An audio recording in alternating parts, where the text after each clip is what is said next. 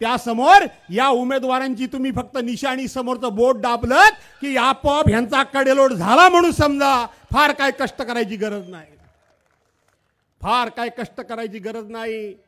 पण हा कडेलोट करण्याकरता म्हणून तुम्हाला आज निर्धार करावा लागणार आहे, तुम्हाला आज निश्चय करावा लागणार आहे, तुम्हाला छत्रपती शिवरायांची शपथ घ्यावी लागणार आहे. परवांच्या दिवशी 23 तारखेला शिवसेनेचं शिबिर झालं. माननीय हिंदुहृदय सम्राट शिवसेना प्रमुख मान्य बाळासाहेब ठाकरे यांच्या जयंतीच्या दिवशी नाशिकला शिबिर झालं. बघितलंत ना? त्या शिबिरामध्ये एक महत्त्वाचा विचार, एक महत्त्वाचा विषय आणि त्याचबरोबर त्या शिबिरामध्ये आंबेचा गोंधळ घातला गेला. आंबेचा गोंधळ घातला गेला.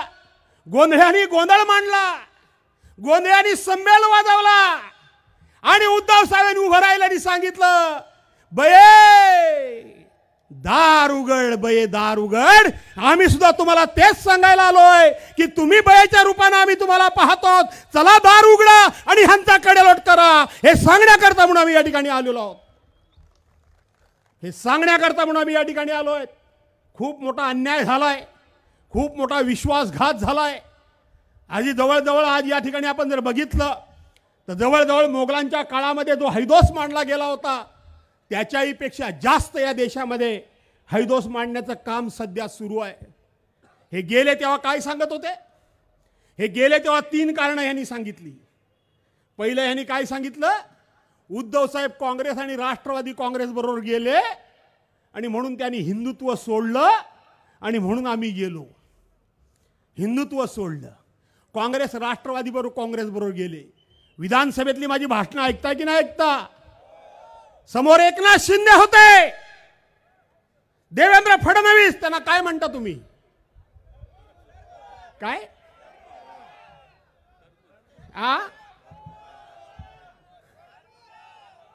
इकडचा आवाज जरा मोठा आहे, इकडचा कमी आहे.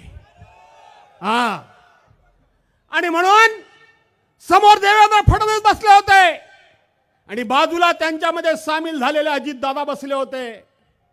मी प्रश्न विचारला की उद्धव साहेबांनी काँग्रेस राष्ट्रवादी काँग्रेस बरोबर सरकार बनवलं म्हणून तुम्ही उद्धव साहेबांनी हिंदुत्व सोडलं म्हणून सांगता. आता ह्या अजितदादांच्या बाजूला जाऊन तुम्ही बसलात. अजितदादा आता ह्यांच्या मांडीवर नाही, ह्यांच्या मानेवर पाय द्या, असं मी सभागृहात सांगितलं. कुठं गेलं हिंदुत्व तुमचं? कुठं गेलं? कुठं? तेव्हा सांगत होते की अजित पवारांच्याकडे राज्याच्या तिजोरीच्या चाव्या दिल्या गेल्या, त्यामुळे अजित पवार आम्हाला निधी देत नाही.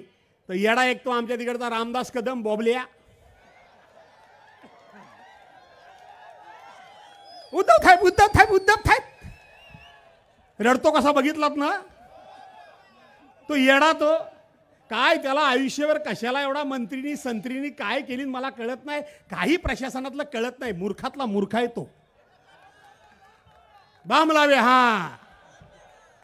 तो गेला तुम्हाला नाट सांगतो, तो गेला नाटक करायला, थोडासा बाम लावून डोळ्यातनं पाणी आणायला, पण चुकून बाटली हातात आली ती टायगर बामची, ती गेली डोळ्यात, तिच्या आईला गेली डोळ्यात. आणि मग रडायचं, नाटक करायचं. काय सांगत होता? अजितदादा आमच्या पक्षाच्या आमदारांना मत देत नाहीत, त्या ठिकाणी निधी देत नाहीत. माझा प्रश्न आहे भरत गोगावलेंना,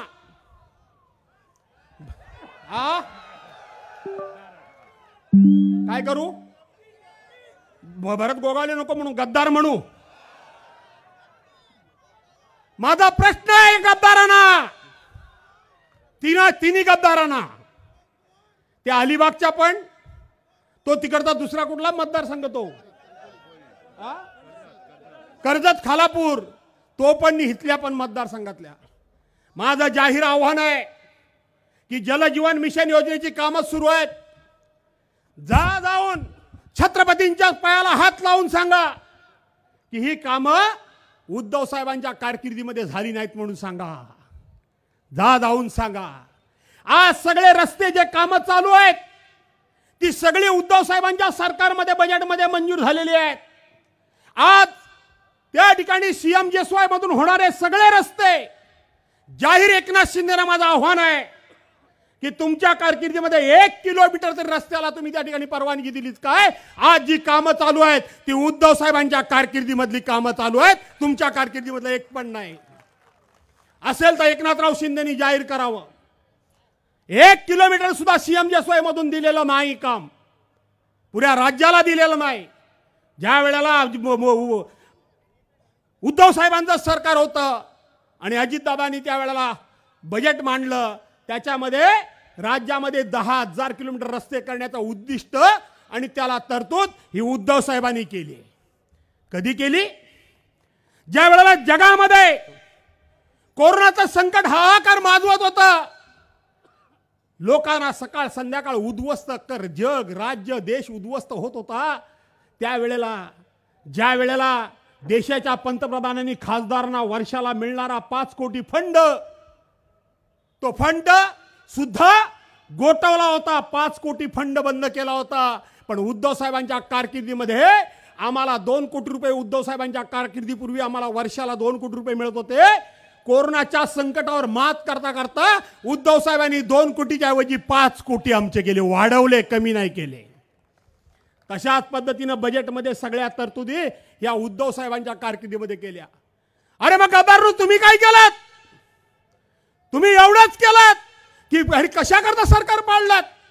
निधी सुद्धा मिळत होता, हिंदुत्व तर सोडलेलं नव्हतं आणि उद्धव साहेब भेटत नव्हते म्हणून सांगत होतात कशा करता म्हणून सोडलं.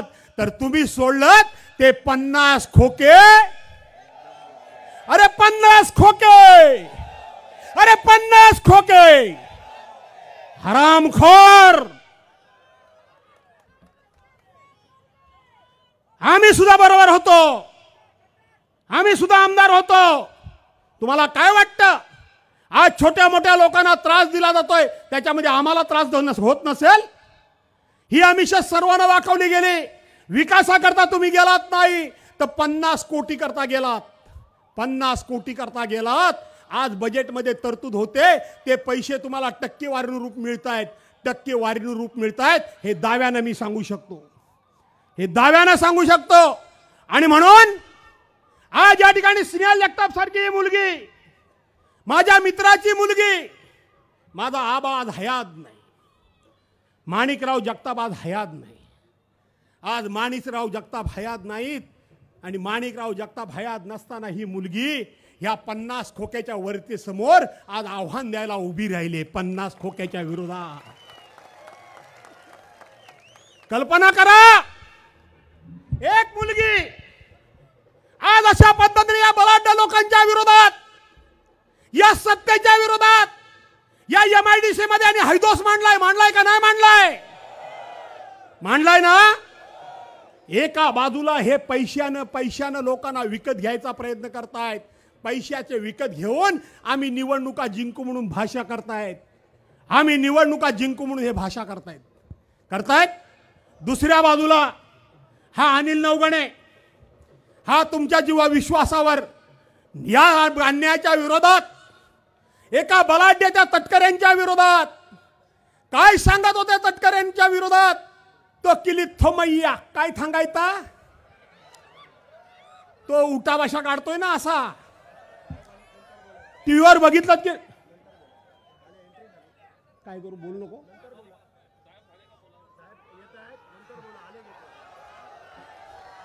करतो भाषण पुरं करतो. आपले उद्धव साहेब आलेत मग बोलतो, आता कट नाही झाले, बोलतो.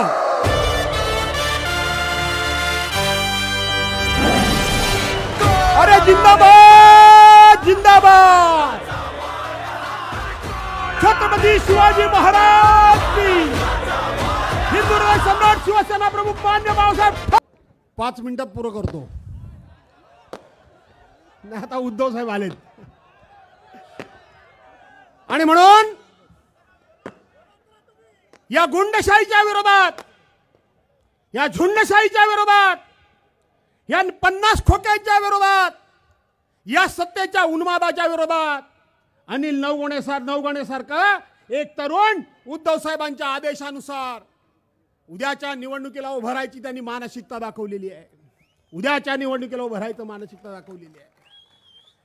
आज माझा मित्र आबा हयात नाही. माझं आव्हान आहे तुम्हाला, माझ्या माझी विनंती आहे की एका बाजूला हे कोण भरत शेठ फरत शेठ,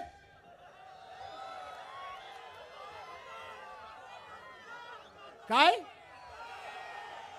काय म्हणाला, गद्दार 50 खोके भंगार शेठ, हा हे बरोबर आहे भंगार शेठ. माझा मुद्दा होता त्यात बोबड्याबद्दल, थोडस उद्धव साहेब आले माझी लीग मागे पुढे झाली त्या बोबड्याबद्दल. कोण बोबड्या, तो तोतला. उद्धव साहेब तुम्ही मला सांगा, याला काय सांगा, याला उलटा टांगा खरं सांगायला गेलं तर. तू काय म्हणा होता तटकऱ्यांना, हे तटकरे अमुक दिवाळीला आज जातील तमुक दिवाळीला आज जातील, बोलत होता की नाही बोलत होता, बोलत होता ना. आज त्यांची मुलगी तिथे आमदार आहे, स्वतः त्यांच्या चौकशीमध्ये 5-25 हजार कोटी रुपयाची चौकशी त्यांची झालेली आहे. त्याच्या विरोधात हा अनिल गवगणित उभा राहिलाय. कोणाच्या जीवावर, कोणाच्या जीवावर हिंमत दाखवतोय. ही मुलगी या वयामध्ये आज आबा हयात नसताना, हे मगाशी कोणते भंगार शेठ की काय ते म्हणालात, पैशाच्या मस्तीच्या पुढं ही मुलगी उभं राहण्याचं धाडस दाखवते. कोणाच्या जीवावर, तुमच्या जीवावर ना. मग आपण विकलं जायचं पैशाला नाही ना. आणि म्हणून मगाशी सांगितलं की 23 तारखेला नाशिकमध्ये हिंदू हृदय सम्राट शिवसेना प्रमुख मान्य बाळासाहेब ठाकरे यांच्या जन्मदिनी जयंतीच्या दिवशी जो गोंधळ झाला, गोंधळांना गोंधळ घातला, संबेल वाजवला आणि उद्धव साहेबांनी उठून सांगितलं बये दार उघड.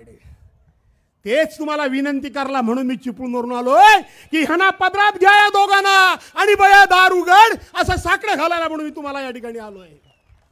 माझ्या दृष्टीने तुम्ही खऱ्या अर्थानं जगदंबा आहात, माझ्या दृष्टीने खऱ्या अर्थानं तुम्ही अंबाबाई आहात.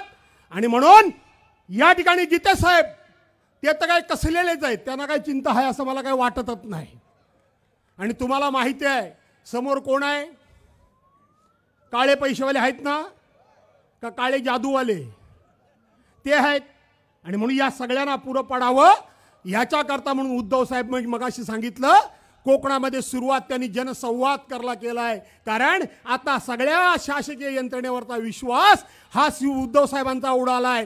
फक्त विश्वास आहे तो तुमच्यावर आणि तुमच्यावर आहे, बाकी आता कोणावर विश्वास राहिलेला नाही. निवडणूक आयोगावर नाही, राज्यपालावर नाही, विधानसभा अध्यक्षावर कोणावर नाही. आणि म्हणून या छत्रपतींच्या गादीमध्ये, या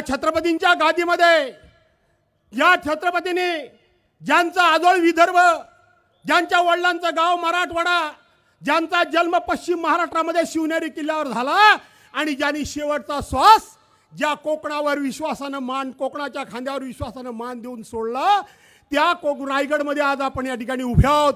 आणि म्हणून हे भंगार शेठ असतील, नाही तर तिकडे ते आणखीन कोण टेबलावर नाच करणारे नाचे असतील, नाहीतर लोकसभेला उभा राहणारा उद्या ह्यांचा माणूस असेल. या सर्वांचं पाणीपत करा आणि तो कराल हा विश्वास बाळगून आपल्या सर्वांची रजा घेतो. जय हिंद, जय महाराष्ट्र. तिन्ही सांजेच्या वेळी रायगडाच्या साक्षीने आदरणीय पक्षप्रमुख उद्धव बाळासाहेब ठाकरे यांचं स्वागत. 194 महाड, 193 श्रीवर्धन विधानसभा मतदारसंघातील प्रमुख पदाधिकारी या ठिकाणी करतायत. आदरणीय पक्षप्रमुख उद्धव बाळासाहेब ठाकरे यांचं स्वागत होत आहे टाळ्यांच्या गजरामध्ये. आवाज कुणाचा, आवाज कुणाचा.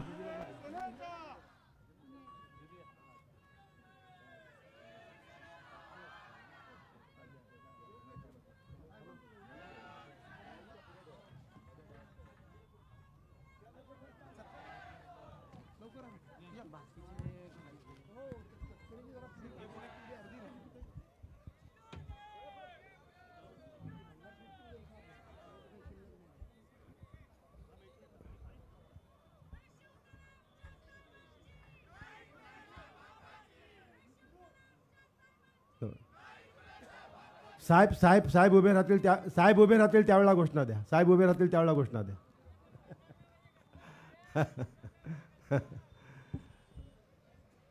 माणगावमध्ये हा जनसंवाद मेळावा संपन्न होतोय। या मेळाव्याला उपस्थित असलेले आपले पक्षप्रमुख आदरणीय उद्धव बाळासाहेब ठाकरे, शिवसेना नेते आदरणीय सुभाष देसाई, शिवसेना नेते आदरणीय भास्करराव जाधव, विधानसभेतील गटनेते सन्माननीय अजय चौधरी, व्यासपीठावर उपस्थित असलेले शिवसेनेचे सर्व सन्माननीय उपनेते, सर्व शिवसेनेचे सन्माननीय पदाधिकारी, सर्व सन्माननीय लोकप्रतिनिधी आणि या माणगावच्या विराट मेळाव्यात उपस्थित असलेले शिवसैनिक बंधू भगिनी आणि मातांनो, आपले पक्षप्रमुख उद्धव बाळासाहेब ठाकरे यांनी लोकसभा निवडणुकीच्या पूर्वी अखंड महाराष्ट्रामध्ये जनसंवाद मेळावे घेण्याचा निर्धार जाहीर केला। आपण भाग्यवान आहोत रायगडवासीय। या अखंड महाराष्ट्रात होणाऱ्या जनसंवाद मेळाव्याची सुरुवात, शुभारंभ हा आपल्या रायगडमध्ये झालेला आहे। काल पहिली सभा पार पडली पेणला सकाळी 11 वाजता,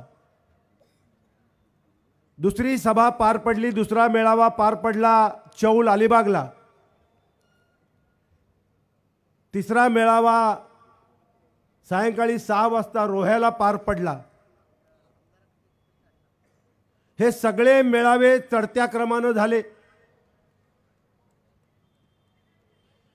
आणि कालचा शेवटच्या रोह्याच्या मेळाव्याने ते एक विक्रम प्रस्थापित केला। आज सकाळी पोलादपूरपासून या जनसंवाद मेळाव्याची सुरुवात झाली। पहिला मेळावा पोलादपूरला झाला। माथ्यावरच्या सूर्याला साक्ष ठेवून प्रचंड उत्साहामध्ये, प्रचंड गर्दीमध्ये हा मेळावा संपन्न झाला। दुसरा मेळावा म्हसळ्याला 3 वाजता झाला। उत्स्फूर्त अशा प्रकारची गर्दी होती। जाती धर्म पंथ भेद विसरून हिंदू मुस्लिम सर्व एकवटले होते आणि प्रचंड उत्साहामध्ये आजचा दुसरा मेळावा सुद्धा संपन्न झाला। आता या संवाद दौऱ्यातील शेवटचा मेळावा या माणगावमध्ये इथे संपन्न होतोय। हा समारोपाचा मेळावा आहे।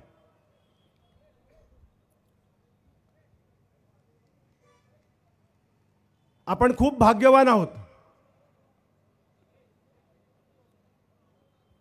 जरा उजव्या बाजूला गडबड थांबवा उजव्या बाजूची।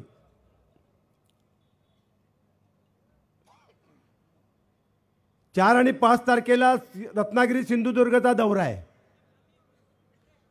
उद्या फक्त 1 दिवसाची विश्रांती आहे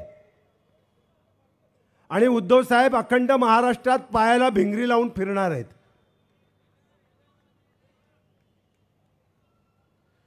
आणि मग जेव्हा उद्धव साहेबांनी हा जनसंवाद दौरा सुरू केला, आपल्याबरोबर संवाद साधणार आहेत,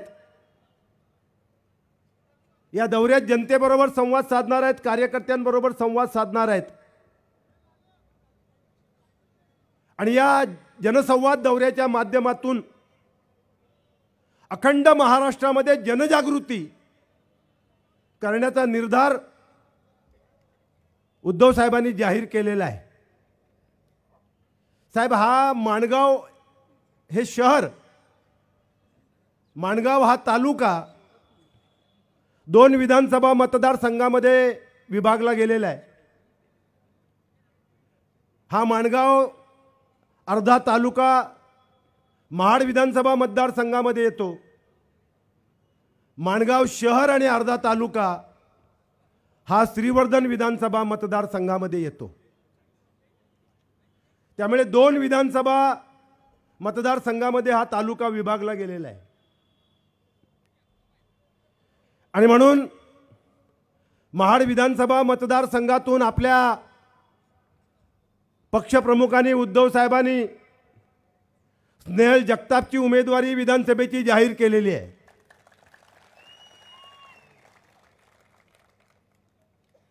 आणि श्रीवर्धन विधानसभा मतदारसंघातून अनिल नवगणे यांची उमेदवारी जाहीर झालेली आहे. आणि रायगड लोकसभा मतदारसंघातून आनंद गीतेंची उमेदवारी जाहीर झालेली आहे.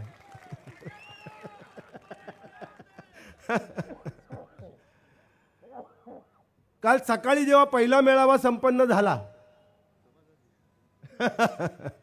काल पहिला मेळावा जेव्हा पेंडला संपन्न झाला तेव्हा मेळावा होण्यापूर्वी सुरू होण्यापूर्वी कारण 11 वाजताचा मेळावा होता. ऊन रखरखलेलं होतं, सूर्य माथ्यावर येत होता, मंडप आपण घातलेला होता. मला सगळ्या नॅशनल मीडियाचे जे होते त्यांनी मला घेरलं आणि जवळजवळ प्रत्येक चॅनलने माझी स्वतंत्र बाईट घेतली. आणि ही स्वतंत्र बाईट घेताना सगळ्यांचा प्रश्न एकच होता. काय प्रश्न होता तर म्हणाले रायगडचे खासदार सुनील तटकरे यांनी असा प्रश्न उपस्थित केला आहे की आता शिवसेना पक्षप्रमुख उद्धव बाळासाहेब ठाकरे यांना 6 मेळावे घेण्याची गरज का भासली. 6 मेळावे घेण्याची गरज का भासली. आणि त्या पुढचा प्रश्न होता की या मेळाव्यांना लोक येणार आहेत का, गर्दी होणार आहे का, कोण येणार आहे मेळावे ऐकायला, कोण येणार आहे त्यांची भाषणं ऐकायला, ही गर्दी होणार आहे का. मी त्या प्रत्येकाला एकच उत्तर दिलं की तुम्ही आता कॅमेरा घेऊन आलेले आहात, हा मेळावा तुमच्या उपस्थितीत संपन्न होणार आहे, तुम्ही संपूर्ण हा मेळावा कव्हर करणार आहात. आणि मग जेव्हा हा मेळावा संपन्न होईल, उद्धव साहेबांचं मार्गदर्शन होईल आणि या मार्गदर्शनाने हा जल्लोष ज्या वेळेला पेटेल तेव्हा तो जल्लोष जो प्रश्न विचारतोय तटकरे त्याला पाठवण्याचं काम करा. आणि तुम्हाला सांगतो आश्चर्य वाटेल, इतके उत्स्फूर्त मेळावे, उत्स्फूर्त. साहेब, हा निर्णय, हा निर्धार केवळ रायगडच्या जनतेनं नाही तर हा निर्णय आणि हा निर्धार महाराष्ट्रातल्या तमाम जनतेनं केलेला आहे. निवडणूक लोकसभेची असो किंवा निवडणूक विधानसभेची असो, महाराष्ट्राचा मतदार हा उद्धव बाळासाहेब ठाकरे यांच्या पाठीशीच उभा राहणार आहे. हा निश्चितपणे पाठीशी उभा राहणार आहे. आणि म्हणून एक गोष्ट मी सांगितली त्या मेळाव्यात, ती पुन्हा इथं सांगतोय. कारण या महाराष्ट्रानं यापूर्वी कधीही इतकं गलिच्छ आणि नीच राजकारण पाहिलं नाही, कधीही पाहिलं नाही. शिवसेनेला गद्दारी, बंडखोरी नवीन नाही, नवीन नाही. कारण सगळ्यात पहिली बंडखोरी केली होती छगन भुजबळ यांनी. त्यानंतर बंडखोरी केली, गद्दारी केली नारायण राणे यांनी. त्याच वेळेला बंडखोरी करून राज ठाकरे सुद्धा निघून गेले. त्यानंतर गणेश नाईक सुद्धा गेले. परंतु ती बंडखोरी आणि आजची बंडखोरी यातला फरक तुम्हाला मी मुद्दामून सांगतोय की ती बंडखोरी होती, ती बंडखोरी होती, गद्दारी होती, ती वैयक्तिक होती, व्यक्तिगत होती.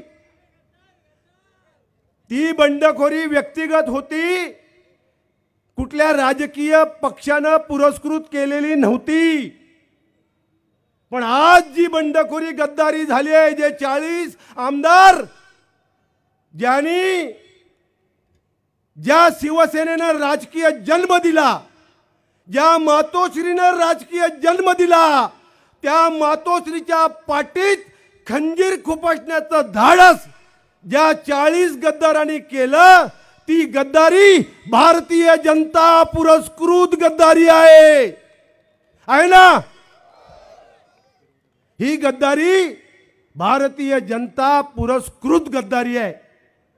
आणि म्हणून भारतीय जनता पक्षानं अगदी नाव घेऊन सांगायचं झालं तर देवेंद्र फडणवीसांनी जे नीच आणि गलिच्छ राजकारण सुरू केलं, शिवसेना फोडली, राष्ट्रवादी काँग्रेस फोडली आणि मग इतकं नीच आणि गलिच्छ राजकारण केल्यानंतर कमालीचा तिरस्कार, संताप त्या देवेंद्र फडणवीसांच्या बद्दल महाराष्ट्राच्या जनतेच्या मनामध्ये आहे. आणि त्याच वेळेला ज्या तऱ्हेनं आपल्या पक्षप्रमुखांना मुख्यमंत्री पदावरून पायउतार व्हावं लागलं आणि ज्या क्षणाला उद्धव साहेबांनी वर्षा बंगला सोडला तेव्हा केवळ शिवसैनिक नाही तर अखंड महाराष्ट्र ढसाढसा रडला. आणि म्हणून एका बाजूला नीच गलिच्छ राजकारण करणाऱ्या देवेंद्र फडणवीसांच्या बद्दल महाराष्ट्राच्या मनामध्ये, जनतेच्या मनामध्ये कमालीचा तिरस्कार आहे, तर दुसऱ्या बाजूला आपले पक्षप्रमुख उद्धव बाळासाहेब ठाकरे यांच्याबद्दल कमालीची सहानुभूती अखंड महाराष्ट्राच्या जनतेमध्ये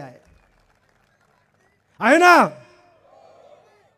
आणि म्हणून अगदी मुस्लिम समाज सुद्धा जाहीरपणानं आज पाठिंबा देतोय. साहेबांनी हा अनुभव घेतला आपल्या या कोकणात. रोह्याचा मेळावा असेल, मसळ्याचा मेळावा असेल, आज माणगावमध्ये सुद्धा मोठ्या प्रमाणामध्ये मुस्लिम बांधव या ठिकाणी आहेत. अगदी पोलादपूरला सुद्धा मोठ्या प्रमाणावर होते, काल पेणला सुद्धा होते.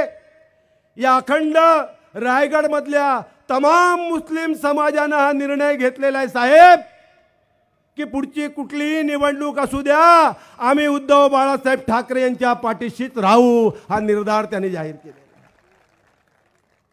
आणि म्हणून साहेब आता जनसंवाद दौऱ्याकरता बाहेर पडलेले आहेत. सुरुवात आपल्या रायगडपासून झालेली आहे आणि यानंतर अखंड महाराष्ट्राचा हा जनसंवाद दौरा होणार आहे. आणि म्हणून साहेबांच्या आणि आपल्यामध्ये अधिक वेळ न घेता मी आज तुम्हा सर्वांच्या वतीनं साहेबांनाच विनंती करतो की साहेब या आणि जनतेशी संवाद साधा. जय हिंद, जय महाराष्ट्र. बॅरिस्टर अंतुलेंनंतर ज्यांनी खऱ्या अर्थाने कोकणाचं पालकत्व निभावलं, महाडचा महापूर असेल, चिपळूणचा महापूर असेल, निसर्ग चक्रीवादळ असेल, तोकरे चक्रीवादळ असेल, कोकणाला पुन्हा उभं राहण्याची हिंमत दिली, महाराष्ट्राचे कुटुंब प्रमुख म्हणून ओळख निर्माण केली, ते महाराष्ट्राचे माजी मुख्यमंत्री आदरणीय पक्षप्रमुख श्री उद्धव बाळासाहेब ठाकरे. उद्धव साहेब आगे बढ़ो, उद्धव साहेब आगे बढ़ो.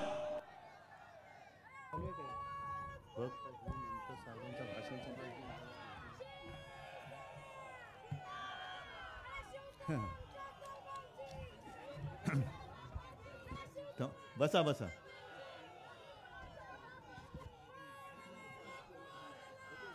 जमलेल्या माझ्या तमाम हिंदू बांधवांनो, भगिनींनो आणि मातांनो, 2 दिवस मी या रायगड जिल्ह्यात फिरतोय आणि मला माहितीच नाही, गीते साहेब तुम्ही आता जे बोललात की इथल्या गद्दार खासदारांना प्रश्न पडलाय की उद्धव ठाकरे आता फिरतायत, गर्दी किती जमेल. मला याला काय म्हणायचं ते त्यांनी ठरवायचं.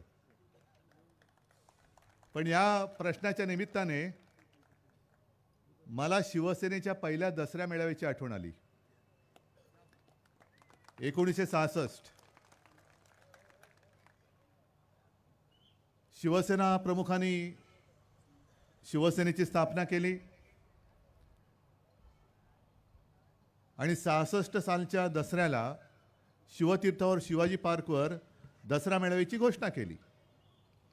अनेक जणांनी त्यांना सांगितलं की असं तुमचा हा वेडेपणा आहे, शिवाजी पार्क किती मोठं आहे, आम्ही समजू शकतो की तुम्ही मराठी माणसाच्या न्याय हक्कासाठी लढणाऱ्या शिवसेनेला जन्म देता आहात, पण गर्दी किती होईल सांगता येत नाही, नाही गर्दी झाली तर काय होईल, म्हणून तुम्ही एक काम करा, पहिली सभा जी घेताय ना ती दसऱ्याला एका छोट्या हॉलमध्ये घ्या, प्रतिसाद बघू, आणि ती गर्दी झाली तर मग एक छोट्या मैदानात घेऊ आणि असं करत करत मग शिवाजी पार्कवरती घेऊ. शिवसेना प्रमुखांनी सांगितलं की नाही, मी माझा पहिला दसरा मेळावा शिवतीर्थावरती शिवाजी महाराजांच्या साक्षीनेच घेणार. आणि कळू दे जगाला, एक तर मी तरी मूर्ख आहे किंवा लोक तरी मूर्ख आहेत.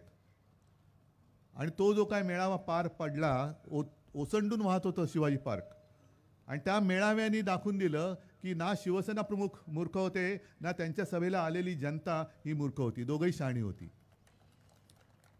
आणि अर्थातच माझ्याही धमन्यात तेच रक्त आहे. जे काय आहे ते खुल्लम खुल्ला, जे आहेत सोबत ते आहेत. अनेक जण मला विचारतात की का हो तुम्ही भगवद्गीता वाचले का? म्हटलं नाही बाबा, ते जाडजूड पुस्तक मी वाचलेलं नाही. उगाच काहीतरी बोलायचं, म्हणायचं ही माझा काही स्वभाव नाही आहे. पण ते भगवद्गीता ही भगवान कृष्णाने अर्जुनाला सांगितली होती.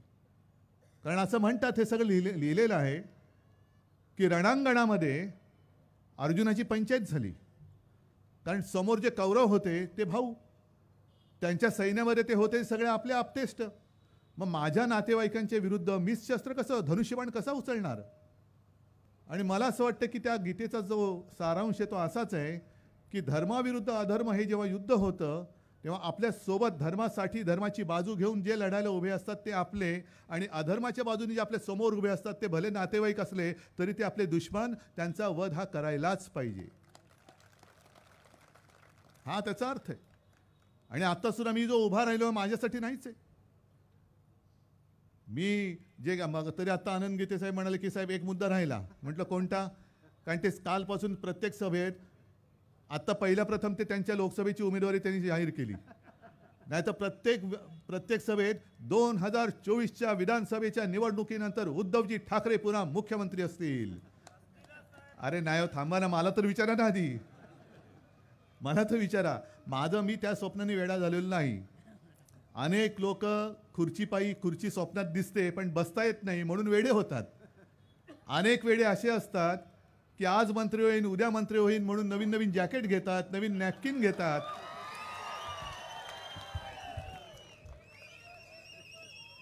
हे पालकमंत्री नको म्हणून नाराजी व्यक्त करतात, गद्दारी करतात, आणि पुन्हा त्याच पालकमंत्र्यांची डोक्यावरती घेऊन नॅपकिन पिळत, घाम पुसत फिरावं लागतं त्यांना.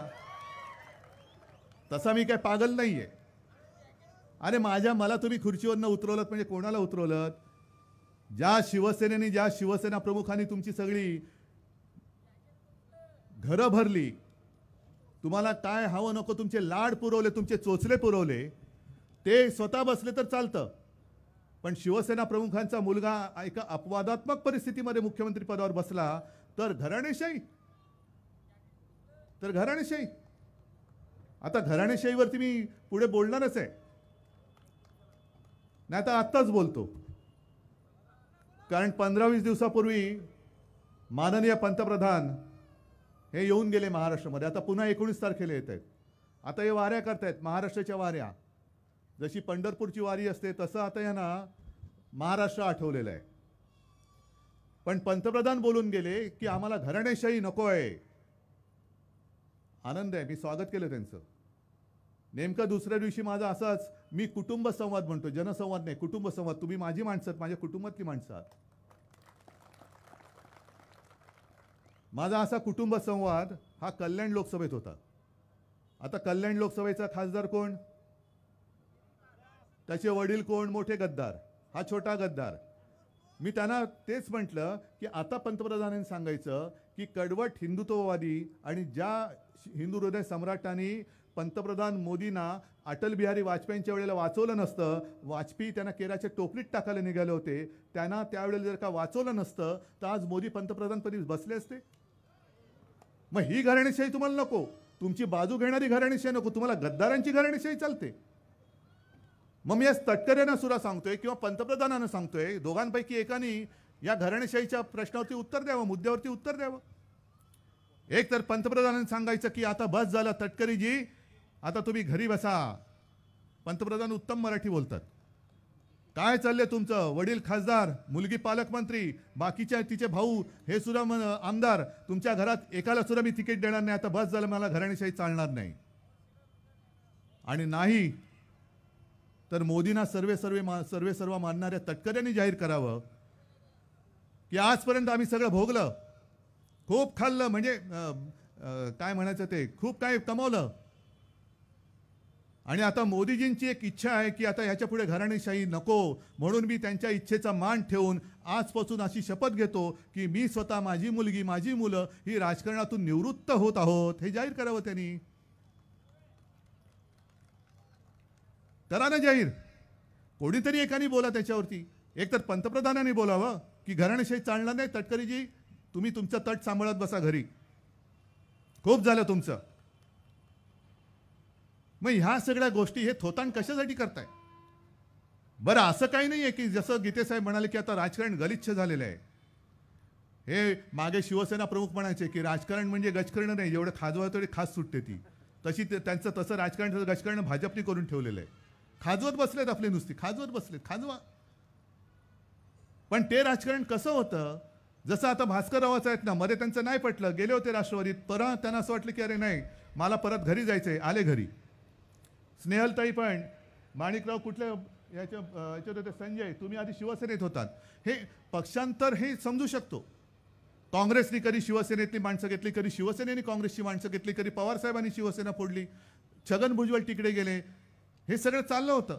पण आजपर्यंतच्या इतिहासात ज्या पक्षाने तुम्हाला पंतप्रधान पदाची दिशा दाखवली आणि पंतप्रधान पदाच्या खुर्चीवर बसवलं, तो पक्ष तुम्ही संपवायला निघालात, तो पक्ष तुम्ही चोराच्या हातात द्यायला निघालात. हे राजकारण आजपर्यंत कधीही देशात झालेलं नव्हतं. हे भारतीय जनता पक्षाने केलेलं आहे. का मी पोटतिडकीने बोलू नको? जे मला विचारतात का हो की माझे असं एक बोललं जात होतं की आता नितीश कुमार नंतर उद्धव ठाकरे जाणार. कशासाठी जाणार?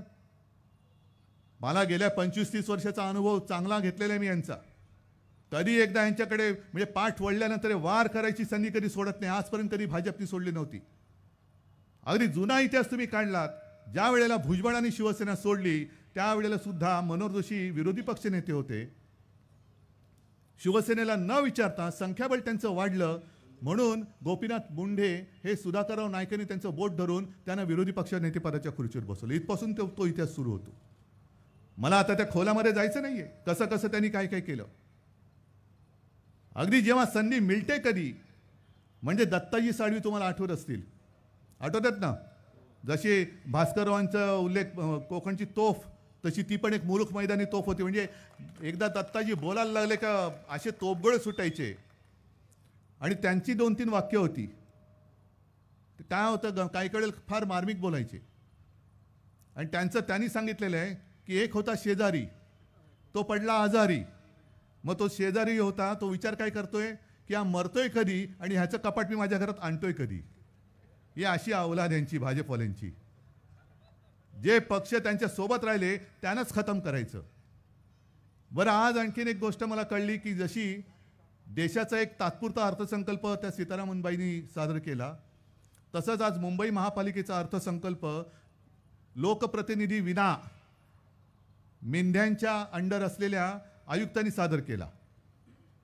आणि एका गोष्टीचा मला आनंद आहे, काही गोष्टी अशा असतात की आपल्या हातामध्ये नसतात. जसं वांद्रे ते वरळी हा जो सी लिंक आहे त्याचं भूमिपूजन मनोहर जोशी, मला वाटतं मुख्यमंत्री असताना हिंदू हृदय सम्राटांच्या हस्ते पार पडलं होतं भूमिपूजन. दुर्दैवाने नंतर सरकार गेलं, तो पूर्ण झाला पूल. आणि त्याचं उद्घाटन माझ्या आठवणीप्रमाणे शरद पवार होते, सोनियाबाई होते आणि त्यांच्या हस्ते ते उद्घाटन झालं. त्याचा पुढचा टप्पा जो आहे वरळी ते मरीन ड्राईव्ह, त्याचं भूमिपूजन माझ्या हस्ते झालं. आणि आता उद्घाटनाला पंतप्रधान येत आहेत. म्हटलं एक गोष्ट बरी झाली या निमित्ताने, पंतप्रधानांना आता हे कळेल किंवा जनतेला हे कळेल की उद्धव ठाकरे जे बोलतो ते करून दाखवतो, त्याला साक्षीदार पंतप्रधान आहेत. जे मी बोलतो ते मी करतो. जे स्वप्न मी पाहिलं, मुंबईसाठी पाहिलं, आणि मुंबईकरांच्या कष्टाच्या पैशातून तो सीलिंग आणि पुढचा जो कोस्टल रोड होतोय तो पूर्ण करतोय. एकही पैसा त्याच्यावरती आम्ही टोल आकारणार नाही. आता हे काय करतायत मला कल्पना नाही, कारण हे टोल भैरव आहेत. सगळीकडे टोलचे नाके यांच्या मित्रांच्या खिशामध्ये, सगळे टोल भैरवच आहेत हे लोक. पण पंतप्रधानांना मला सांगायचंय की जसं तुम्ही त्या उद्घाटनाला जाताय, एक गोष्ट बघा की खरोखर हा मार्ग पूर्ण झालाय की जसं राम मंदिराचं लोकार्पण तुम्ही घाई गडबडीत निवडणुकीत श्रेय घेण्यासाठी केलं, तसं माझ्या ह्या स्वप्नाचं उद्घाटन तुम्ही एक अर्धवट म्हणजे 2 लेनचं उद्घाटन करून श्रेय घेण्याचा प्रयत्न करणार आहात का हे तुम्ही बघा. आणि जसं तुम्ही त्या सेतूचं उद्घाटन करायला येणार आहात तसं माननीय पंतप्रधानजी माझ्या मुंबई गोवा रस्त्यावरती पण कधीतरी एक चक्कर मारा. कारण मुंबईचा कोस्टल रोड कोरोना असताना सुद्धा दिवस रात्र न थांबता मुंबई महापालिकेने पूर्ण करून दाखवला, म्हणून तुम्ही उद्घाटनाचा नारळ फोडायला येत आहे. पण केंद्र सरकार जो मुंबई गोवा रस्ता करतो आहे, मला वाटतं गडकरी बोलले होते की ह्या रस्त्यावरती 200 वर्ष खड्डेच पडणार नाहीत. बरोबर आहे, कारण 200 वर्ष हा रस्ताच होणार नाहीये. खड्डा पडणार कसा? रस्ता झाला तर खड्डा पडेल, पण रस्ता नाही झाला तर खड्डा पडणार कसा? म्हणून पंतप्रधानजी तुम्ही गडकरी साहेबांना विचार की अरे हा 200 वर्षात तरी पूर्ण होणार आहे की नाही? कधीतरी तुमचं, कारण आता मुदत संपत आली, या मुदतीमध्ये तुम्ही जर का मुंबई गोवा रस्त्याचं लोकार्पण केलं असतं तर आम्हाला अभिमान वाटला असता की बोले तशा चाले असा पंतप्रधान आम्हाला मिळाला. पण आम्ही करतो त्या रस्त्यावरनं चाले असा आमचा पंतप्रधान आम्हाला मिळाला, तर आमचं काय दुर्भाग्य की सौभाग्य कल्पना नाही मला. आणि आणखीन एक गोष्ट करा, तुमच्या बाजूला जे 1 फूल 2 हात बसलेत ज्यांचा या मुंबई कोस्टल रोडशी काडीचा दुरान्वयाने संबंध नाही, त्यांना विचारा. कारण त्या रस्त्यानेच तुम्ही जाताना गेल्या टर्ममध्ये म्हणजे देवेंद्र फडणवीस मुख्यमंत्री होते तेव्हा तिकडेच राजभवनच्या परिसरामध्ये मी पण गेलो होतो बरोबर. तुम्हीच शिवस्मारकाचं जलपूजन केलं होतं. ते शिवस्मारक कधी होणार आहे हे ते 1 फूल 2 हापना विचारा. तुम्ही तिकडनं जाल तेव्हा अरे उधर तो मैं गया था ना, कुछ तो किया था मैंने, जलपूजन किसका किया था? अच्छा शिवस्मारक, वो कब होने वाला है पूछो. या सगळ्या गोष्टी ज्या आम्ही करतो आहोत त्याचं तुम्ही श्रेय जरूर घ्या, कारण तुम्ही माननीय पंतप्रधान आहात. आम्हाला काय वाईट नाही वाटत, जनतेच्या सेवेसाठी आम्ही करतोय म्हणून माझा जीव काही जळत नाहीये की अरे माझं स्वप्न, माझं भूमिपूजन मी केलेलं आहे आणि हे येऊन तिकडे उद्घाटन करतात. नाही, जनतेची सेवा तुमच्या हस्ते का होत नाही, होते, करा, जरूर करा. आणखीन आम्ही काय काय केलं, जसं तो शिवडी नावाशेवा मुख्यमंत्री असताना त्याचा पहिला गर्डर हा माझ्या हस्ते पडला होता म्हणजे ठेवला होता. तो सुद्धा अखंडपणाने काम करून तो पूर्ण केला. त्याचं लोकार्पण पंतप्रधानांनी केलं. पण हे आता पंतप्रधान वारंवार महाराष्ट्रामध्ये यायला लागलेले आहेत, महाराष्ट्रात वारंवार येत आहेत. तुमच्या इकडे म्हणजे ह्या किनारपट्टीवरती निसर्ग चक्रीवादळ आलं होतं ना, तोक्ते सुद्धा नाही म्हटलं तरी फटका देऊन गेला आपल्या किनारपट्टीला. पंतप्रधान कधी आले होते, भेटले, दिसले, काय नुकसान किती झालं, कोणाच्या घरात जाऊन विचारलं,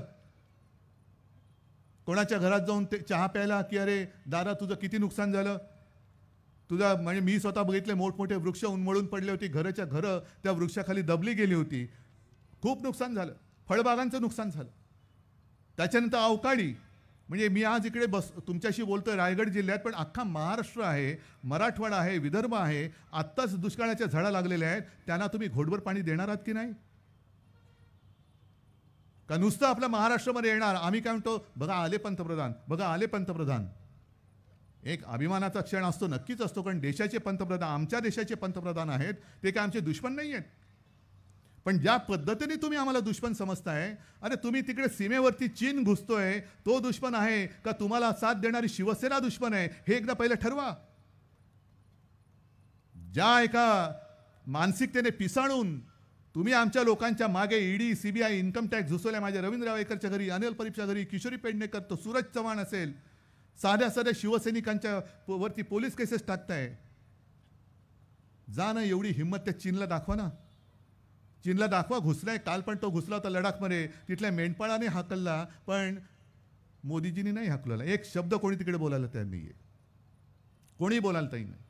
एवढ्या वेळा महाराष्ट्रामध्ये तुम्ही येताय, मतांसाठी येताय, होय मतांसाठी येताय, मग मणिपूरमध्ये का जात नाही आहेत?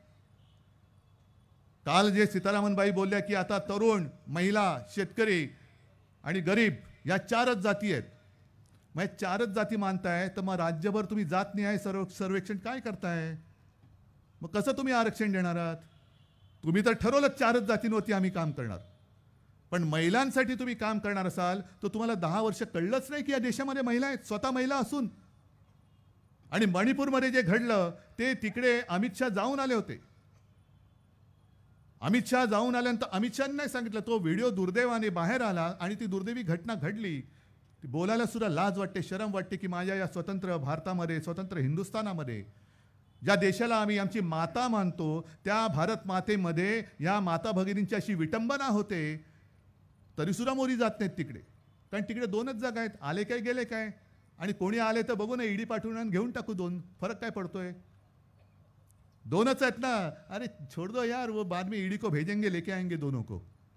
पण महाराष्ट्रामध्ये 48 जागा आहेत, महाराष्ट्रामध्ये 48 जागा आहेत. म्हणून मोदी वारंवार येत आहेत. अगदी म्हणजे मेट्रोचं उद्घाटन, कोस्टल रोडचं उद्घाटन, आणखीन म्हणजे आता जास्त मी काय त्यांच्यावर टीका नाही करत आणि मी त्यांच्यावर टीका करायला इकडे आलो सुद्धा नाहीये. मी अजूनही मोदींना काही दुश्मन नाही मानत, पण मोदी मला दुश्मन मानत असतील तर मी तुमच्याकडे न्याय मागणार नाही तर कोणाकडे मागणार, कोणाकडे मागणार. आणि काय गुन्हा काय माझा. 2014 साली जेव्हा पंतप्रधान पदाच्या उमेदवारीसाठी मोदींचं नाव भाजपच्या कार्यकारिणीने जाहीर केलं, त्यावेळेला भाजपच्या पलीकडे म्हणजे भाजपच्या शिवाय मोदींना पाठिंबा जाहीर करणारा शिवसेना हा पहिला पक्ष होता. राजनाथ सिंह माझ्याशी बोलले होते, उद्धव जी कल हम ऐसे करने जा रहे हैं, हमारे पार्लियामेंट्री बोर्ड की मीटिंग है और उसमें शायद, म्हटलं शायद नहीं, आप करो, मेरा समर्थन है आपको. मग त्याच वेळेला मी तुमच्याशी पंगा घेतला असता. पण 2014 साली तुम्हाला तिकडे लोकसभेला मी चाललो. मग त्याच्यानंतर असं नेमकं काय झालं की तुम्ही 2014लाच ऑक्टोबरमध्ये शिवसेना सोबत होती जी 25-30 वर्ष, तिच्याबरोबरची युती तुम्ही तोडून टाकली. काय उत्तर आहे तुमच्याकडे.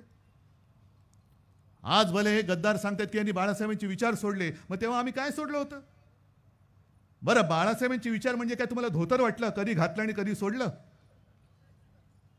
की काळी टोपी घातली आणि धोतर नेसलं, पाहिजे तर नेसलं, पाहिजे नको तेव्हा सोडलं, हे असे नाही आहे आमच्याकडे. आमच्याकडे काळ्या टोप्या नाहीत, कारण आमची मनं काळी नाहीत, आमच्याकडे भगवी मनं आणि भगव्या टोप्या आहेत. आमच्याकडे काळ्या टोपीची माणसं नाही आहेत. पण तुमच्या मनात येईल ते तुमचे शत्रू, तुमच्या मनात येईल ते तुमचे मित्र. संघ मुक्त भारत, संघ म्हणजे RSS नको, RSS मुक्त भारत बोलणारा नितीश कुमार हे काय कडवट हिंदुत्ववादी आहेत. आज तुम्ही आम्हाला विचारताय, होय आलेत, माझ्यासोबत मुसलमान सुद्धा आलेले आहेत, कारण त्यांना आमचं हिंदुत्व पटलेलं आहे. जो कोणी देशभक्त आहे तो जातपात धर्माने कोणी असला तरी सोबत आहे, आम्हाला देश वाचवायचा, देशाची लोकशाही वाचवायची आहे. मग अशा सभेमध्ये मला काही मुस्लिम बांधवांनी कुराण दिलं, लगेच चॅनलवरती दाखवलं असेल, हो दिलं ना मला मराठीमध्ये कुराण. पण छत्रपती शिवाजी महाराजांनी सुद्धा कुराणाची काय इज्जत ठेवली होती तो सुद्धा दाखला इतिहासामध्ये आहे. बरं, मुस्लिम बांधव आणि माता भगिनी आलेले आहेत सोबत. काल कोणीतरी बोललं, हे म्हणे मी काल बिल्किश बानूबद्दल बोललो, कारण महिलांवरती काम करणार. मग मी सांगितलं की मणिपूर, सीतारामबाई तुम्ही जरा मणिपूरमध्ये जाऊन त्या ज्या भगिनींची विटंबना झाले त्यांच्यासाठी काहीतरी करा ना. बिल्किश बानूचे जे अत्याचारी गुंड त्यांना तुम्ही सोडले आणि कोर्टाच्या आदेशाने पुन्हा तुरुंगात टाकलं, जा ना त्यांच्याबद्दल काहीतरी करा ना. एक कोणतरी चमचा बोलला, हे बिल्किश बानूचा झेंडा घेऊन चाललंय. अच्छा, म्हणजे जर मुसलमान आमच्या सोबत आले तर आम्ही हिंदुत्व सोडलं. कुराण कोणी मला दिलं म्हणून तुम्ही उद्या बोलायला हिंदुत्व सोडलं. अरे, माझ्या इथल्या माझ्या देशावरती प्रेम करणाऱ्या मुसलमानांनी मला कुराण दिलंय. अजूनही मी नवाज शरीफच्या वाढदिवसाचा केक पाकिस्तानात जाऊन कापून खाल्लेला नाही. पाकिस्तानात जाऊन ज्यांनी आपल्या देशाची फाळणी केली त्या जिनाच्या थडग्यावर मी डोकं टेकलेलं नाही, टेकणार नाही. पण हे तुमचे नेते तुम्हाला चालतात तरी आम्ही विचारायचं नाही की तुम्ही हिंदुत्व सोडलं का. आणि आम्ही नुकते आमच्याबरोबर मुसलमान आले तर तुम्ही सांगणार तुम्ही हिंदुत्व सोडलं. हे तुमचं थोतांड जे आहे हिंदुत्वाचा, त्याचा बुरखा फाडायला मी आलेलो आहे. हे आमचं हिंदुत्व नाही, अजिबात नाही. आमच्या हिंदुत्वामध्ये ठीक आहे, तुम्ही अयोध्येत राम मंदिर बांधलं, आम्हाला सुद्धा अभिमान आहे, कारण शिवसेना प्रमुखांनी तेव्हा जबाबदारी घेतली होती. तुम्ही कसली नामर्दाची अवलाद. एकेकांचे पुरावे आहेत, दाखले आहेत, अजूनही इंटरव्ह्यू आहेत. बहुत बुरा हो गया, बहुत अफसोस हो गया, ऐसा नहीं होना चाहिए था. मग त्याच्यात आडवाणीजींचा एक हे आहे की जे तिकडे चढले होते ते मराठी बोलत होते. मी प्रमोदला पाठवलं, मी उमा भारतीनं म्हणजे त्यांनी सांगितलं उमाला पाठवलं, त्यांनी सांगितलं मराठी बोलतात. मग प्रमोदला पाठवलं, म्हणजे प्रमोद महाजन, ते बोलले ते ऐकत नाही आहेत. मग प्रमोद महाजनांचं न ऐकणारे मराठी माणसं भाजपची असतील. स्वच्छ आहे. पण तुम्हाला अफसोस, मग तुम्ही पेटवलत का लोकांना? जे शिवसेना प्रमुख चिडले होते ते एवढ्याचसाठी, आम्हाला कोणाला माहिती नव्हतं की तुम्ही तिकडे काय करताय. कार सेवा करायची, कार सेवा करायची म्हणजे तिकडे जाऊन काय गाड्या धुणार होतात? काय करताय? नाही, कार सेवा बोला आहे ना, तो गाडी धो रहे हम लोग. आता तुम्ही सगळ्यांना पेटवलं, लोक पेटली, गेले आणि पाडलं. पाडल्यानंतर तुम्ही पलटा कसे? जबाबदारी घ्या. कारण जे कोणी आले होते त्यांना सुद्धा घरदार होतीच, कुटुंब होतेच. त्यांनाही माहिती होतं की गोळी घातली तर आपला जीव जाईल, अपंग होऊ शकतो, काही होऊ शकतं. पण तरी सुद्धा तुम्ही भडकवलात. भडकली लोक गेले तिकडे आणि तुम्ही जे सांगितलं तर केलं. केल्यानंतर पाय लावून पलटा आणि नेतृत्व करता. हे हिंदुत्व आमचं नाही. आमचं हिंदुत्व हे छत्रपती शिवाजी महाराजांचं आहे. आला अंगावर तर घेतला शिंगावर. म्हणून मी मगाच्या सभेत सुद्धा त्या औरंगजेबाचं उदाहरण दिलं. कोणता औरंगजेब तुम्हाला माहिती आहे ना? जो काश्मीरमध्ये शहीद झाला, गनमॅन होता. तो गनमॅन आपल्या भारताकडनं अतिरेक्यांशी लढत होता आणि सुट्टी घेऊन घरी जात असताना अतिरेक्यांनी त्याचं अपहरण केलं. अपहरण केल्यानंतर काही दिवसांनी अत्यंत वाईट अवस्थेत त्याचा मृतदेह सापडला. अतिरेक्यांनी त्याला पळवला, त्याचे हालहाल केले आणि त्याचा खून करून टाकला. अतिरेक्याने हा नाही विचार केला, त्याला नाव नसेल विचारलं, त्याला माहिती नसेल की हा मुस्लिम आहे. अतिरेकी पाकिस्तानचे, त्यांच्याबरोबर लढणारा माझा भारत मातेचा पुत्र हा औरंगजेब असेल धर्माने मुसलमान, पण अतिरेकी धर्म नाही बघत. अतिरेकी म्हणतात की हा हिंदुस्थानकडनं लढतोय, हा मुस्लिम असला तरी हा आपला शत्रू, याला मारलाच पाहिजे. आणि त्याला सुद्धा माहिती आहे की समोरचे जे अतिरेकी आहेत ते मुस्लिम आहेत, पण पाकिस्तानचे आहेत, वतन के खिलाफ तो लढला. ज्यांच्याबरोबर तो वतन के खिलाफ होते लढत, त्यांच्यावर तो लढला आणि शहीद झाला. तो औरंगजेब आम्ही आमचा मानतो, भाजपवाल्याने विचारतो तो तुम्ही तुमचा मानता की नाही मला सांगा, मग हिंदुत्वाचं काय असेल ते एकदा ते होऊन जाऊ द्या. त्याच्याकडे लष्कर प्रमुख पण जाऊन आले आणि त्याचा भाऊ पण मला वाटतं लष्करामध्ये आता गेलेला आहे. तो औरंगजेब तुम्ही मुसलमान असला होता म्हणून तो काय परका समजायचा? देशासाठी गेला ना तो.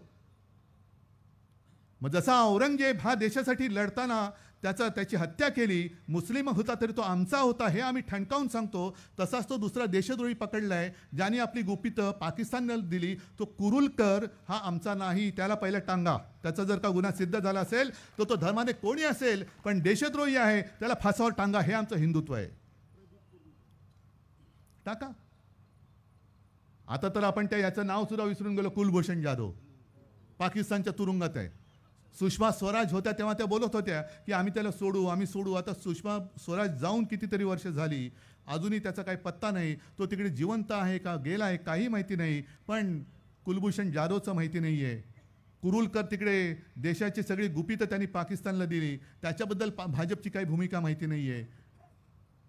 तुमची काहीतरी भूमिका सांगा ना. आमच्या हिंदुत्वाची आम्ही व्याख्या सांगितली आणि ती हिंदूंच्या व्यतिरिक्त मुसलमानांना पटली, ख्रिश्चनांना पटते, जैन आहेत, गुजराती आहेत, ते सुद्धा गुजराती सुद्धा हिंदूच आहेत, उत्तर भारतीय आहेत. त्यांना सगळ्यांना पटते म्हणून ते सगळे एकत्र येत आहेत, आमच्या सोबत येत आहेत. आता आमची ही भूमिका त्यांना पटते, त्याच्यात आमचा काय दोष आहे? परंतु तुम्ही आज जे उद्धव ठाकरेला संपवायला निघालेत, तुम्ही ठेवलत काय उद्धव ठाकरेकडे? पक्ष चोरलात. माझे वडील चोरताय. अरे तुम्हाला तुमच्या वडिलांचा काही अभिमान नाही? तुम्ही जन्माला आले कसे? जन्माला आलात कसे तुम्ही? आई वडिलांना कलंक आहात तुम्ही. कलंक शब्द मी हल्ली वारंवार वापरतोय. कारण ज्याला जो स्वतःच्या आई वडिलांना विसरतो, ज्याला स्वतःच्या आई वडिलांचा अभिमान नाही, ज्याला दुसऱ्याचे वडील चोरावे लागतात, तो कसला रे गद्दार, कसला नामर्द, आणि तो काय नेतृत्व करणार आणि कसलं हिंदुत्व त्यांनी पुढे नेणार? तो स्वतःचा नाही विचार, चोरीचा मामला आणि जोरजोरात बोंबला असा त्यांचा प्रकार आहे. सगळा चोरीचा मामला आहे आणि चोर बाजार तर भाजपने मांडलेला आहे. भारतीय जनता पक्ष म्हणजे मी नेहमी सांगतो की बाळासाहेब आपले शिवसेना प्रमुख त्यांना कमळाबाई बोलायच्या. मी कमळाबाई मुद्दामून का बोललो? कारण त्यांना कळलं पाहिजे की मी बाळासाहेबांचे विचार सोडलेले नाहीत. कमळाबाई हा माझा घराणेशाहीतला शब्द आहे, तो मी तुम्हाला बोलतोय. कमळाबाई हा घराणेशाहीचा शब्द आहे, बाळासाहेबांनी दिलेला शब्द आहे. बोला काय बोलताय? नाही असं नका बोलू एकदमच. आता कमळाबाई बोलायचं की नाही बोलायचं? बाळासाहेबांचा शब्द आहे. बाळासाहेबांचे विचार सोडायचे नाहीत आपण कधीच सोडणार नाही मी. म्हणून कमळाबाईला कमळाबाईच बोललं पाहिजे. पण आता तर त्याच्या पुढे गेलेत, कारण हे आजपर्यंत कधी देशाला तसं नेता कोण आहे? भारतीय जनता पक्षाने नेते कोण दिलेत?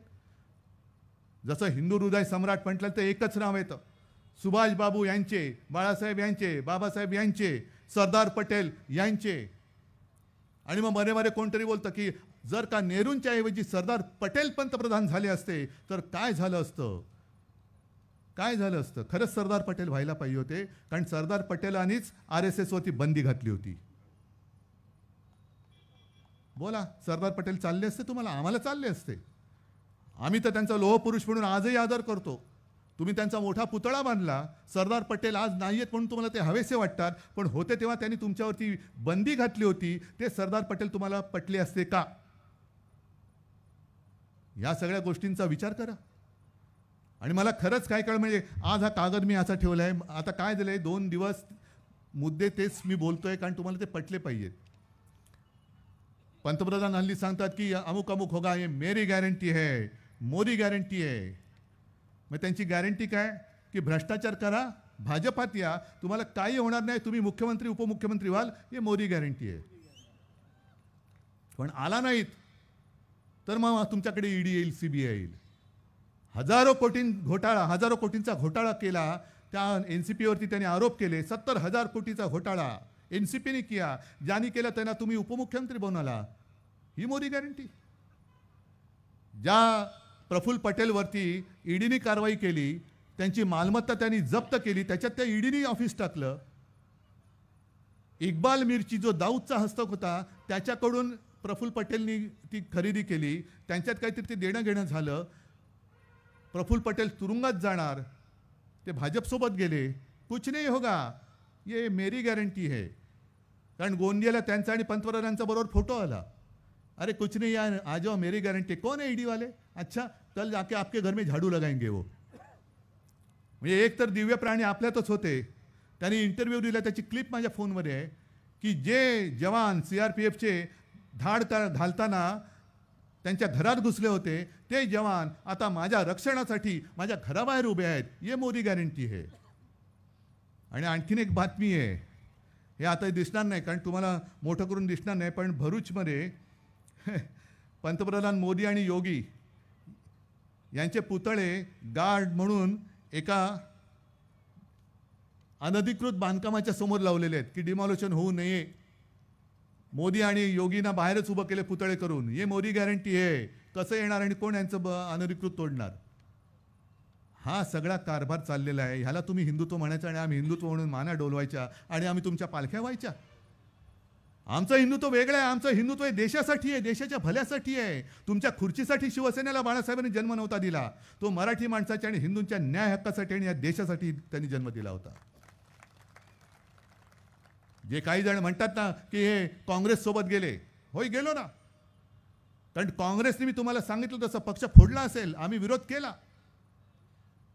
पण कधी एकमेकावरती सूड नाही काढला, कधी सूड नाही काढला. उलट मला आठवतंय ज्या वेळेला मनोहर जोशी मुख्यमंत्री झाले, मी स्वतः साक्ष आहे. मनोहर जोशी मुख्यमंत्री होते आणि गोपीनाथ मुंडे उपमुख्यमंत्री होते. घरी मातोश्रीवरती अनेकदा चर्चेला यायचे. प्रमोद महाजन यायचे, कधी कधी नितीन गडकरी यायचे, पण मनोहर जोशी आणि गोपीनाथ मुंडे तर बऱ्याचदा यायचे. आणि माझ्यासमोर घडलेली गोष्ट आहे की नवीन सरकार नवीन आलं होतं. मुख्यमंत्री बसले होते, उपमुख्यमंत्री बसले होते आणि शिवसेना प्रमुखांनी त्यांना सांगितलं, पंत आणि गोपीनाथ लक्षात घ्या, आज तुम्ही पंत मुख्यमंत्री आहात, गोपीनाथ तू उपमुख्यमंत्री आहेस. तू ते बोलायचे, मी नाही. मी गोपीनाथजीच बोलायचो, पण ते साहेबांचे शब्द म्हणून मी तू शब्द वापरला.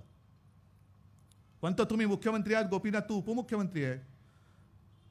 सरकार आपलं आहे. आपल्या विरोधामध्ये आंदोलनं होतील, काँग्रेसची लोक आपल्या विरुद्ध आंदोलनं करतील, पण एक लक्षात घ्या, त्यांच्या तरुणांवरती आणि मुलींवरती लाठ्या चालवायच्या नाहीत. भले काँग्रेसचे जरी असले तरी ती माझ्या महाराष्ट्राची मुलं मुली आहेत, त्यांना तुम्ही हात लावायचा नाही. याला म्हणतात एक दिलदारी, याला म्हणतात एक लोकशाही आणि ह्याला म्हणतात नेतृत्व.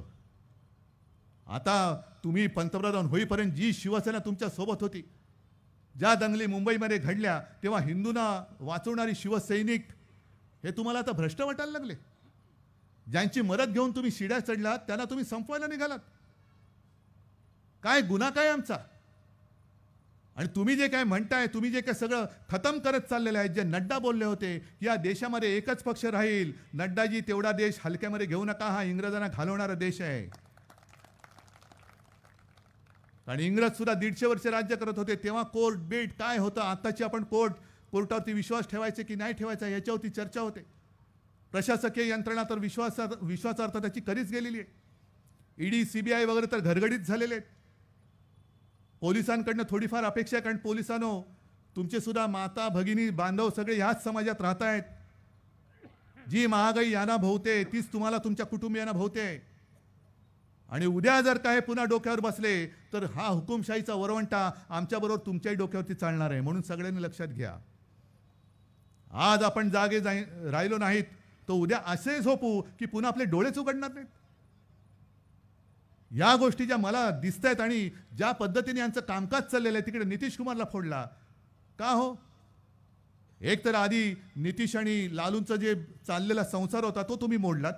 त्याच्यानंतर नितीश तुमच्याबरोबर आले, पुन्हा नितीशला तुम्ही घेतलात. मग आमच्याबद्दल जे तुम्ही सांगतात की जनतेचा कौल शिवसेनेने उद्धव ठाकरेंनी मानला नाही, मग तिकडे तुम्ही तुमचा कोणता कौल मानलात? आणि काँग्रेस बरोबर गेलो म्हणून आम्ही हिंदुत्व सोडलं हे मगाशी तुम्हाला सांगत होतो. अरे 25-30 वर्ष तुमच्यासोबत राहून आमची भाजपा नाही झाली तर शिवसेनेची काँग्रेस कशी होईल? झाली आमची भाजपा. भले आपले तर विचार एक होते, भगवा फडकवायचा. आणि भगवा फडकवण्यासाठी आम्ही तुम्हाला पाठिंबा दिला होता. संपूर्ण सगळे गेल्या वेळेला सुद्धा आपल्या युतीचे उमेदवार गीतेसाहेब होते. कोणासाठी उभे होते? गीतेसाहेब निवडून आले तर पंतप्रधान तुम्हीच होणार होतात. एवढं सगळे ह्या लोकांनी परिश्रम घेतल्यानंतर आज तुम्ही तिकडे बसल्यावर तीच शिवसेना तुम्हाला नकोशी झाली. ही जी वृत्ती आहे ना की मी आणि फक्त मीच, त्या वृत्ती विरुद्ध आपण लढतो आहोत. मी मोदींविरुद्ध व्यक्तीविरुद्ध लढत नाहीये. व्यक्ती येते आणि जाते, पण ही वृत्ती फार घातक असते. आणि मला भीती वाटते ती हीच वाटते की भाजपचा तर पराभव या निवडणुकीत होणारच, नक्कीच होणार. पण भाजपनी जो एक पायंडा पडलेला आहे पक्ष फोडायचा, काल चंदीगडमध्ये त्यांनी जे केलं, दिवसा ढवळ्या लोकशाहीचा मुर्दा पाडला त्यांनी, दिवसा ढवळ्या. म्हणजे काँग्रेस आणि आपची मतं होती ती 20, त्यांचा महापौर निवडून येणार ही अनौपचारिकता होती, नुसती औपचारिकता होती म्हणा पाहिजे तर. पण त्यांनी जो निवडणूक अधिकारी बसवला आपल्या लबाडासारखा, तो तिकडेच तसा लबाड निघाला. असं म्हणतात ती फिल्म आहे की त्याच लबाडाने तिकडे, म्हणजे तिथल्या लबाडाने मतपत्रिकेवरती खुणा केल्या आणि 8 मतं बाद करून भाजपचा उमेदवार विजयी करून टाकला त्यांनी. इकडे तुम्ही शिवसेना, ही माझी शिवसेना, हो माझी शिवसेना, माझी वडिलोपार्जित संपत्ती ही माझ्या समोर बसलेली आहे. शिवसेना हे नाव तुम्ही दुसऱ्या कोणाला देऊ शकत नाही. ना हा तुमचा लवादाचा अधिकार आहे, ना निवडणूक आयोगाचा अधिकार आम्ही मानत नाही. शिवसेना हे नाव माझ्या वडिलांनी, माझ्या आजोबांनी दिलेलं आहे. ते चोराला देण्याचा अधिकार लबाडाला नाही. मग तो निवडणूक आयोग सुद्धा लबाड आहे आणि इथला लबाड तर लबाड आहेच. उद्या आम्ही जर का निवडणूक आयुक्ताचं नाव बदलून टाकलं, आजपासून तुझं नाव धोंडू, बोलू आम्ही ए धोंड्या का? नाही, तुझ्याकडे जन्माचा दाखला नाही, हे नाही चालणार. तुम्ही आमचं चिन्ह इकडे तिकडे कदाचित करू शकत असाल तर तुमचा अधिकार असेल, पण आमचं नाव तुम्ही याला उचलून त्याला देऊ शकत नाही, अजिबात देत नाही. आणि आम्ही ते मानत नाही, अजिबात मानत नाही. ही लोकशाही नाही. आम्ही पक्षांतर्गत लोकशाही जिवंत ठेवतोय की नाही त्याचे पुरावे तुम्हाला दिले, फिल्म दाखवली, तुम्ही ऐकत नाही म्हणून आम्ही जनतेच्या न्यायालयात गेलेलो आहोत. तुम्ही ते सगळ्यांनी बघितलं असाल. मग एवढं करून सुद्धा अत्यंत उद्धटपणाने तुम्ही आमची शिवसेना ही चोराच्या हातात देता. म्हणून मी प्रत्येक सभेत आव्हान देतो, याही सभेत देतो, लवाडानी आणि निवडणूक आयुक्तांनी या गर्दीत या. मी येतो तुमच्याबरोबर, मध्ये उभा राहतो, पोलीस बाजूला ठेवा आणि सांगा शिवसेना कोणाची. लोक ज्याला तुडवतील त्याची शिवसेना नाही, लोक ज्याला डोक्यावर घेतील त्याची शिवसेना मला मान्य आहे, मला मान्य आहे. जनतेवरची, जनतेच्या न्यायालयात आम्ही येतोय. जन की बात, मन की बात नाही, ही तुमची मन की बात. तुमचं मन काळं आहे म्हणून मन की बात सुद्धा काळी आहे. मी ऐकतो ती जन की बात, ती माझी शिवशाही आहे, ती माझी लोकशाही आहे. आणि ही लढाई मी म्हणून सांगतोय की नुसतं नवगणे आहेत, इकडे स्नेहलताई आहे, तिकडे गीत्या आहेत, पलीकडे भास्करराव असणार, आणखीन कोण असणार, ही त्यांची व्यक्तिगत लढाई नाही आहे. मी सकाळच्या सभेत जे सांगितलं की नाशिकचा तो एक शेतकरी आहे, त्याचा व्हिडिओ माझ्याकडे आला, कारण व्हिडिओ हल्ली प्रतिक्रिया येत आहेत. काल अमरावतीच्या शेतकऱ्याची एक हे सांगितली घटना, आज नाशिकच्या शेतकऱ्याची सांगतोय. मध्ये सगळे जे काय अवकाळी येते, मग यांच्या धोरणामुळे जे काय कांद्याचे भाव चढ उतार करतात. आता लसणाचा भाव किती आहे तो विचारा.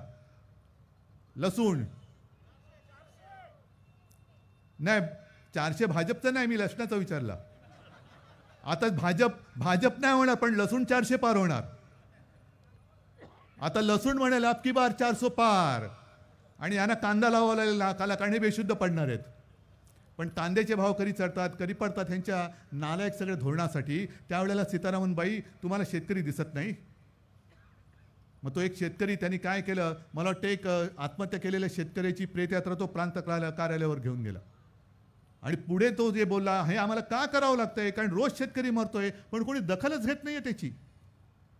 कोणीच दखल घेत नाही. ज्यांनी दिल्लीमध्ये जाऊन जाब विचारायचा ते सगळेजण खोके गिळून गप्प बसलेत.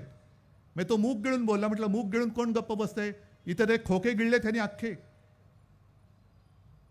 तुम्ही देता ना 50 खोके एकदम ओके, ते सगळे खोके गिळल्यानंतर, दिल्लीतले खोके गिळल्यानंतर दिल्लीमध्ये जाऊन यांचा कंठ फुटेल, आवाज निघेल. आणि म्हणून तिकडे त्या लोकसभेमध्ये जसं मी सकाळी सांगितलं की चिंतामणराव देशमुख याच रायगडचा सुपुत्र नेहरूंना त्यांनी ठणकावून सांगितलं होतं की मुंबईमध्ये केलेल्या गोळीबाराची चौकशी तुम्ही करत नाहीत, तुमच्याबद्दल माझ्या मुंबईबद्दल आकस आहे, मी तुमच्या मंत्रिमंडळात राहू शकत नाही, हा घ्या माझा राजीनामा. हे धाडस फक्त महाराष्ट्र करू शकतो आणि रायगड करू शकतो.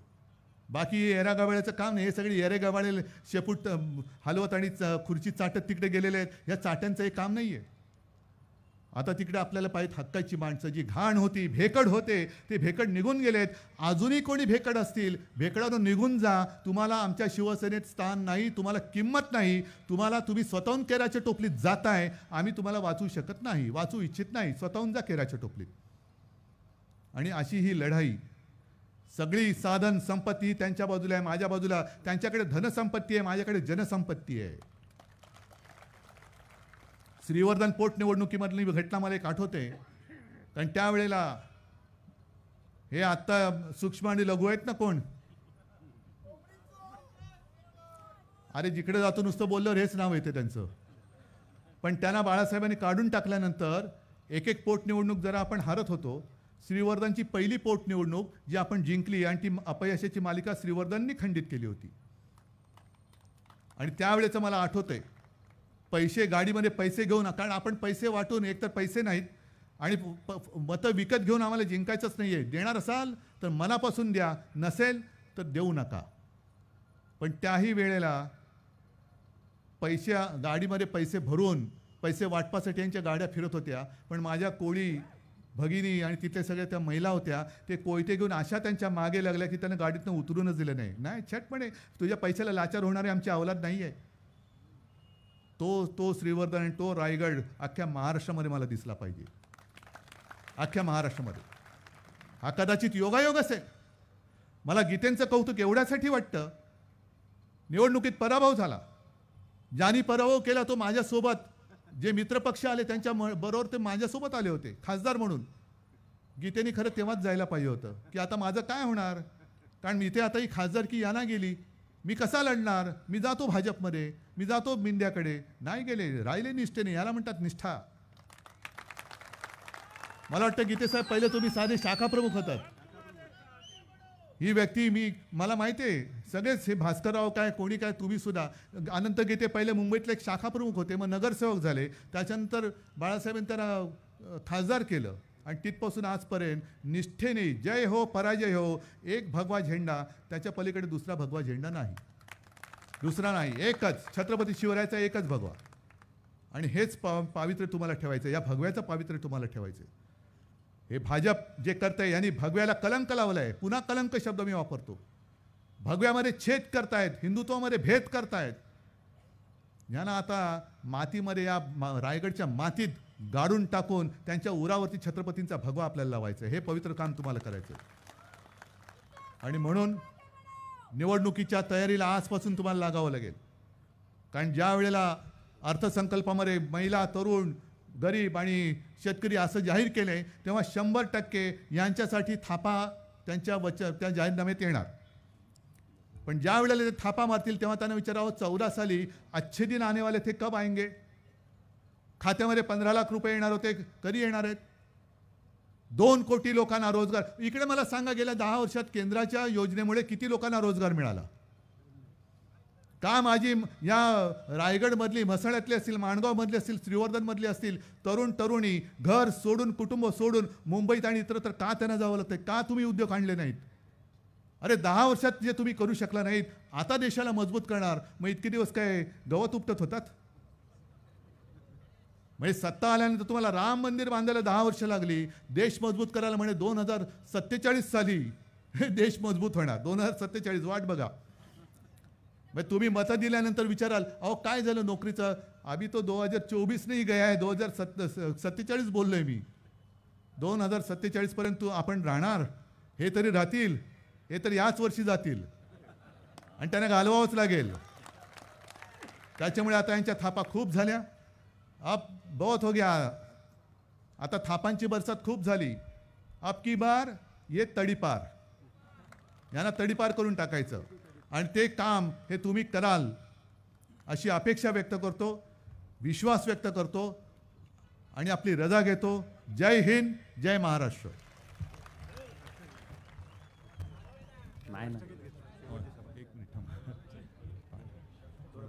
रायगड जिल्ह्यातील एक प्रभावी नेतृत्व प्रभाकर दादा उभारे यांचे चिरंजीव राष्ट्रगीत घेतोय अगोदर.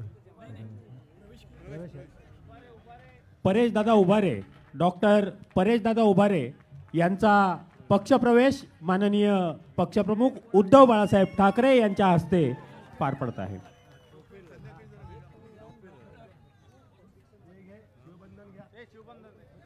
त्यांचे सहकारी वैभव हेमंत शेठ, बेबिन नायर, कृष्ण कुंबेर, सुनील गावडे,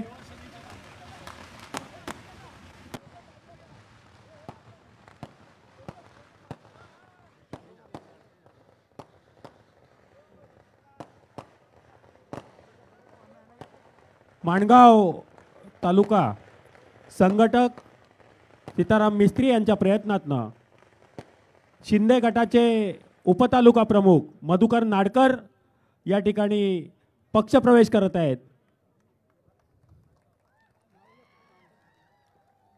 त्यांच्या सर्व सहकाऱ्यांसही मनोहर कदम, सदानंद उंडरे, किरण ढेपे,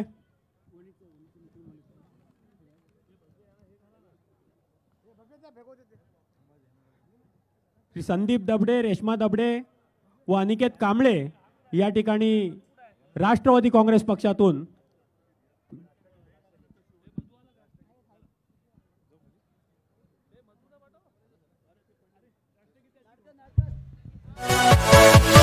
Yeah.